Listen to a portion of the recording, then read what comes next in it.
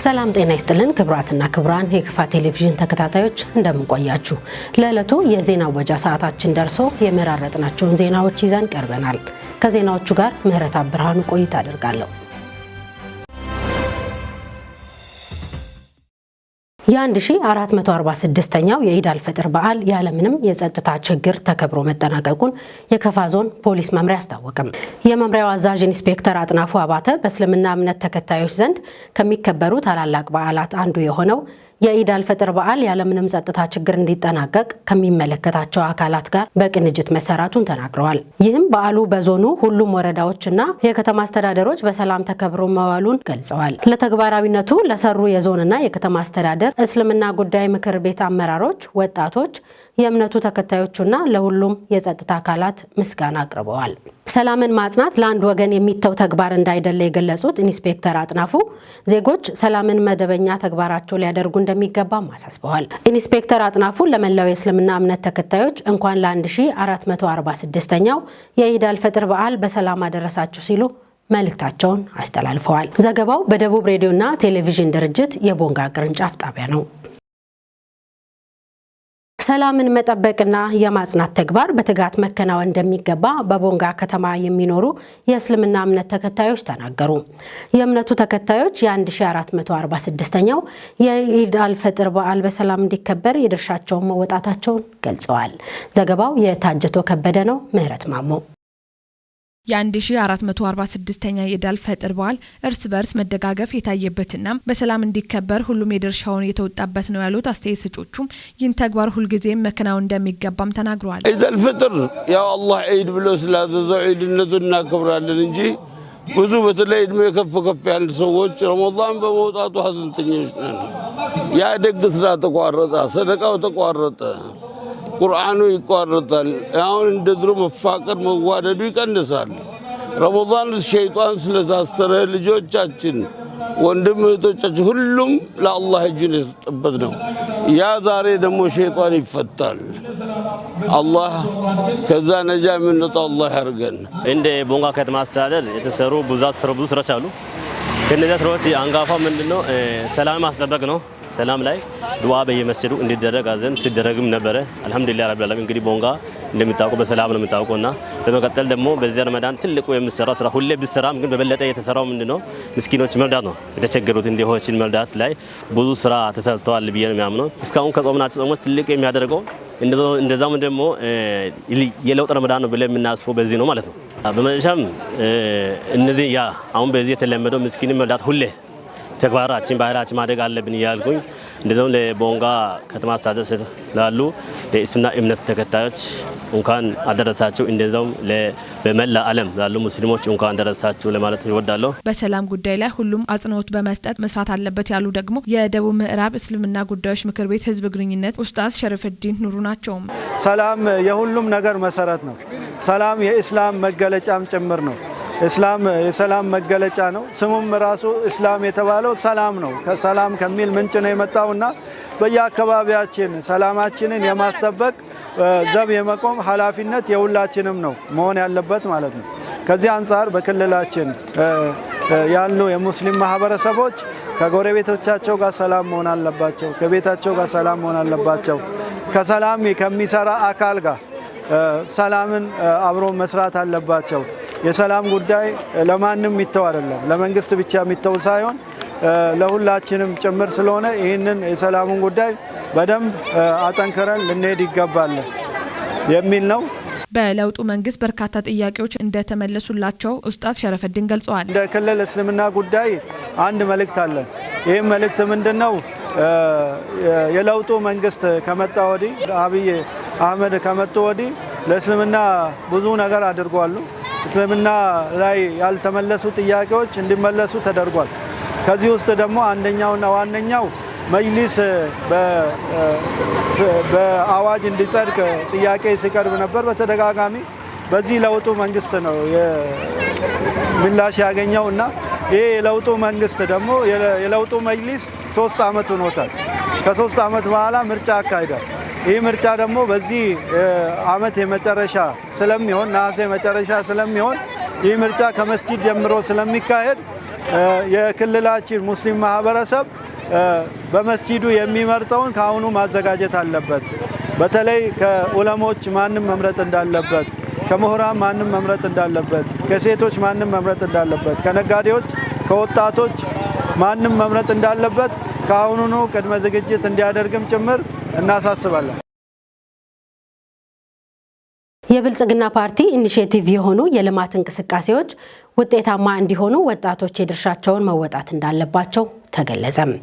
የብልጽግና ፓርቲ ሁለተኛ መደበኛ ጉባኤ ላይ የተላለፉ ውሳኔዎች ላይ በጌሻ ወረዳ ከወጣቶች ጋር ውይይት ተካሂዷል።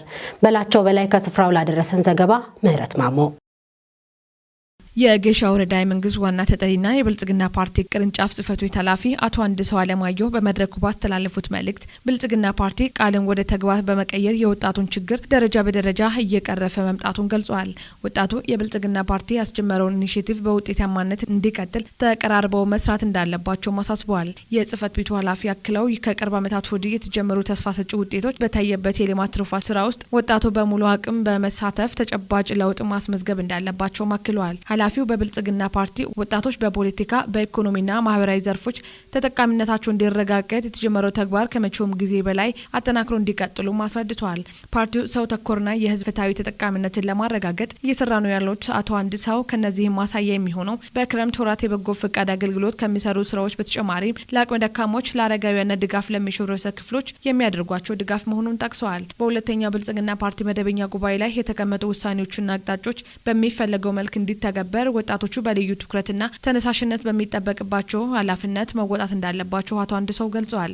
ለውይይቱ የተዘጋጀውን ሰነድ የጌሻ ወረዳ ብልጽግና ፓርቲ ቅርንጫፍ ጽህፈት ቤት የወጣቶች ክንፍ ጽህፈት ቤት ኃላፊ ወጣት ኤልያስ ታምሩ አቅርቧል።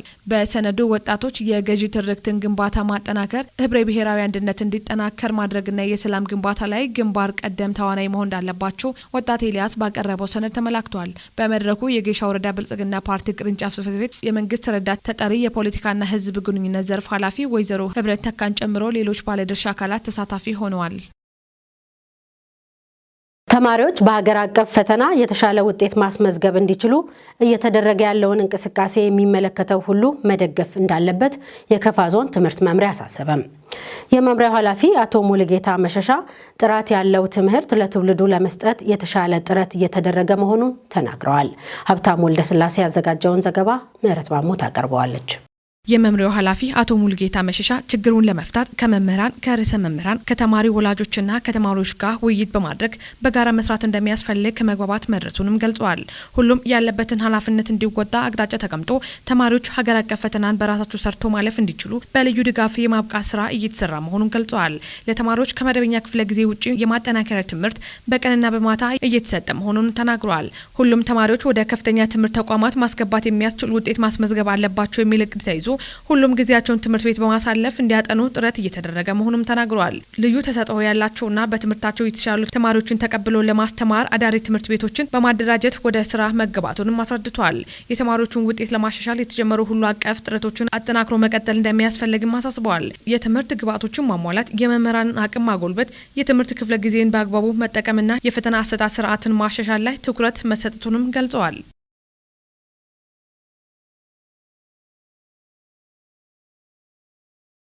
የገጠር መንገድ ተደራሽነትን በማስፋት የህብረተሰቡን የልማት ጥያቄ ለመመለስ እየሰራ መሆኑን በደቡብ ምዕራብ ኢትዮጵያ ህዝቦች ክልላዊ መንግስት የገጠር መንገዶች ባለስልጣን የቦንጋ ዲስትሪክት አስታወቀም።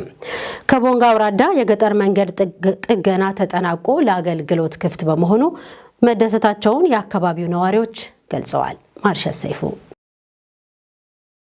የመንገድ ተደራሽነት ጥያቄዎችን ለመመለስና የህዝቦችን ተጠቃሚነት ለማረጋገጥ የገጠር መንገድ ስራና ጥገና ተጠናክሮ እንደሚቀጥል ተገልጿል። ለሁለገብ ተግባራት መንገድ ያለው ፋይዳ ከፍተኛ በመሆኑም በደቡብ ምዕራብ ኢትዮጵያ ገጠር መንገዶች ባለስልጣን ቦንጋ ዲስትሪክት ፈጣንና ተገቢ ምላሽ ማግኘት መቻላቸውን የአውራዳ ከተማ ነዋሪዎች ገልጿሉ። መንገዱ ጊዜውን ጠብቆ በተገቢው መንገድ ባለመጠገኑ ጋር ተያይዞ ሲነሳ የነበረው የህዝብ ጥያቄን መነሻ በማድረግ ፈጣንና ተገቢ ምላሽ መሰጠቱ እንዳስደሰታቸውም ነዋሪዎች ተናግሯል። የመንገድ ጥገናው ደረጃ ደረጃውን በጠበቀ ሁኔታ ተሰርቷል ያሉት አስተያየት ሰጪዎች እንደዚህ አይነት ተግባራት ተጠናክሮ ሊቀጥል ይገባል ነው ያሉት። በመንገድ ዘርፉ የሚነሱ ጥያቄዎችን ለመመለስና የህብረተሰቡን የመሰረተ ልማት ተጠቃሚነት ለማረጋገጥ የተጀመረው የገጠር መንገድ ስራና ጥገና በተጠናከረ መልኩ እንደሚቀጥልም የዲስትሪክቱ ስራ አስኪያጅ አቶ ግዛቸው ግጂም ገልጸዋል።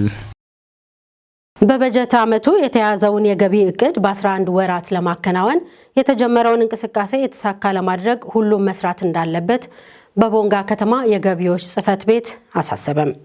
ጽህፈት ቤቱ በግብረ ኃይል እየተከናወነ ያለውን የገቢ አሰባሰብ ሂደት ገምግሟል። ምህረት ማሞ ተጨማሪ አላት። የግብረ ኃይሉ መድረክ የመሩት የቦንጋ ከተማ አስተዳደር ምክትል ከንቲባና የገቢዎች ጽህፈት ቤት ኃላፊ አቶ ፍሩ አበበ የስራ ግብር ማስከፈል፣ ወዝፍ ዕዳን ማስከፈል፣ የዘመኑ ግብር ያልከፈሉ ግብር ከፋዮች ማስከፈል፣ የንግድ ፈቃድ የሌላቸው ማጣራትና መሰል ተግባራት ላይ ስምሪት መስጠቱን ጠቅሞ በግብረ ኃይሉ የተመዘገቡ ስኬቶች እንዳሉ ሁሉ መስተካከል ያለባቸው ክፍተቶች ላይ ትኩረት እንዲሰጥም አሳስበዋል። በማዘጋጃ ቤት ገቢ መስራት ያለባቸው የመንገድ ዳር ንግድና የትራፊክ አደጋ መንስኤ የሆኑ ያሉ የመንገድ ደህንነት የሚጎዱ ከአጠና ጀምሮ ያሉ የህንጻ ግብዓቶች ላይ ግብረ ኃይሉ ትኩረት ሰጥቶ እርምጃ መውሰድ አለበትም ብለዋል። በቀረጥ መሰብሰቢያ ኬላና የከብት በረት ላይ በግብረ ኃይሉ የተሰራው ተግባር ውጤታማ ነው ያሉት ኃላፊውም በሁሉም ዘርፍ ኃላፊነት የተሰጠባቸው የግብረ ኃይል አባላት የገቢ አማራጮችን አማጦ መሰብሰብ አለባቸው ሲሉ አሳስበዋል።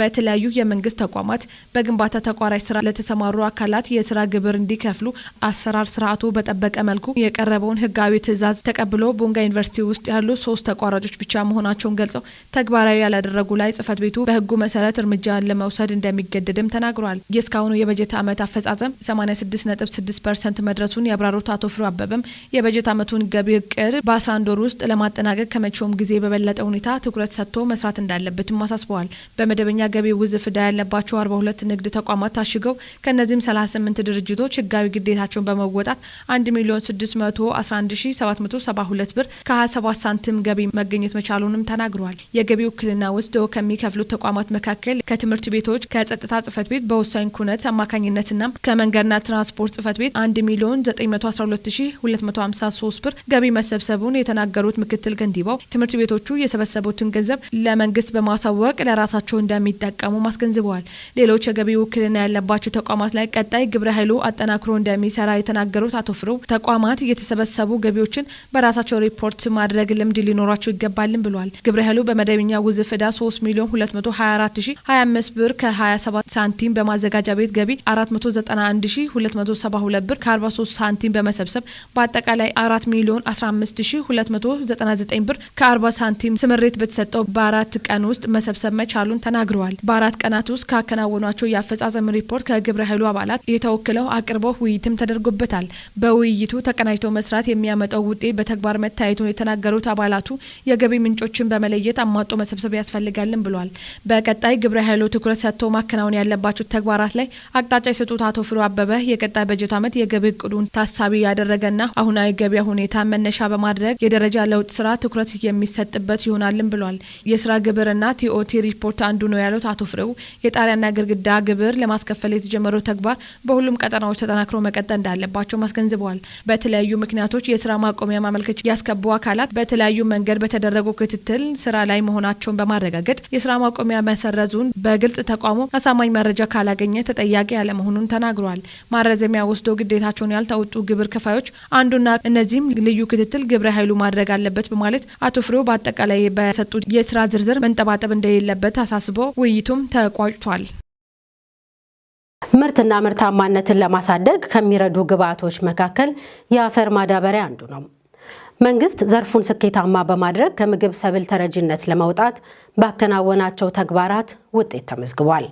አሁን ላይ ለ2017-18 የምርት ዘመን ወደ ሀገር ውስጥ ለማስገባት ከታቀደው 24 ሚሊዮን ኩንታል የአፈር ማዳበሪያ ውስጥ እስከ መጋቢት 21 ድረስ 11 ሚሊዮን ኩንታል የሚጠጋ የአፈር ማዳበሪያ በ19 መርከቦች ተጭኖ ጅቡቲ ወደብ መድረሱ ተገልጿል። ኤምቪ አባይ 2 የተባለች የኢትዮጵያ መርከብ ለ2017-18 የምርት ዘመን ግብዓት የሚሆን 55000 ሜትሪክ ቶን ዳፕ የአፈር ማዳበሪያ በጅቡቲ ወደብ ማራገፍ መጀመሯን የኢትዮጵያ ማሪታይም ባለስልጣን አስታውቋል። ጅቡቲ ከደረሰው የአፈር ማዳበሪያ ውስጥም ከ9 ከ900,000 ሜትሪክ ቶን በላይ የሚሆነው ወደ ሀገር ውስጥ እየተጓጓዘና 118,000 ሜትሪክ ቶን በላዩ ደግሞ በጅቡቲ ወደብ እንደሚገኝ ተገልጿል። በ19 መርከቦች ከተጫነው ውስጥ 682,000 ሜትሪክ ቶን በላይ ዳብ እንዲሁም ከ336,000 ሜትሪክ ቶን በላይ ዩሪያ የተሰኘው የአፈር ማዳበሪያ እንደሆነ ከመስሪያ ቤቱ የተገኘ መረጃ ያሳያል። መንግስት ለአፈር ማዳበሪያ ግዢ የሚያወጣውን ከፍተኛ የውጭ ምንዛሬ ለማስቀረት ሀገር ውስጥ የማዳበሪያ ፋብሪካ መገንባት የሚያስችል ውጥን ይዞ መንቀሳቀስ መጀመሩ የተዘገበው ባሳለፍነው ሳምንት ነው። ዘገባው የስፑትኒክ ኢትዮጵያ ነው። የተከበራችሁ የከፋ ቴሌቪዥን ተከታታዮች ለዕለቱ ይዘናቸው የቀረብናቸው ዜናዎች እስካሁን ስትከታተሏቸው የቆያችሁትን ይመስላል። ዜናዎቹን እየመራሁ ምህረተአብ ብርሃኑ ከእናንተ ጋር ቆይታ አድርጌያለሁ። ሌሎች የጣቢያችን ዝግጅቶች ይቀጥላሉ። በእኔ በኩል ሰላም።